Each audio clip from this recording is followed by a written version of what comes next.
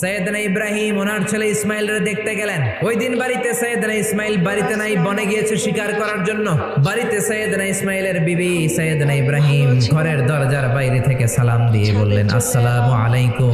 ভেতর থেকে কর্কশ গলায় একটা মেয়ে সালামের উত্তর দিয়ে বলল, ওয়া আলাইকাস সালাম। জিজ্ঞেস করলো সৈয়দনা ইব্রাহিম, মা কেমন আছো? মেয়েটাকে বেশি সুবিধার না, তোমাদের খাওয়া দাওয়া কেমন চলে? ভালো না। তোমার জামাই কই? বনে গেছে। এবার মেয়েটা বলতেছে, আমনে কেডা? সৈয়দনা ইব্রাহিম বলে, আমি কে চিনবা না? স্বামী যখন বন থেকে ফিরবে তোমার স্বামীর একটা সালাম দিবা, বলবা ঘরের দরজার চৌকাটটা যেন তোমার স্বামী পাল্টে দেয়। এই কথা বলে ইব্রাহিম চলে গেলেন। ইসমাইল আসার পরে বিবি বলতে আরম্ভ করছে, দুপুরবেলা একটা বুড়া আইছিল। বুড়া সৈয়দনা ইসমাইল বলে, কোন বুড়া আসছে? কি বলছে? বিবি বলে, আপনারে সালাম বলছে। ওয়ালাইকুমুস সালাম। আর কি বলেছে? আর বলছে ঘরের দরজার চৌকাট যেন আপনি পাল্টে ফেলেন। এই কথা বলার পরে সৈয়দনা ইসমাইল চিৎকার দিয়ে বলে, ও কি করলি তুই? নিজের কপাল পড়লি, নিজের কপালে নিজে কুড়াল মারলি।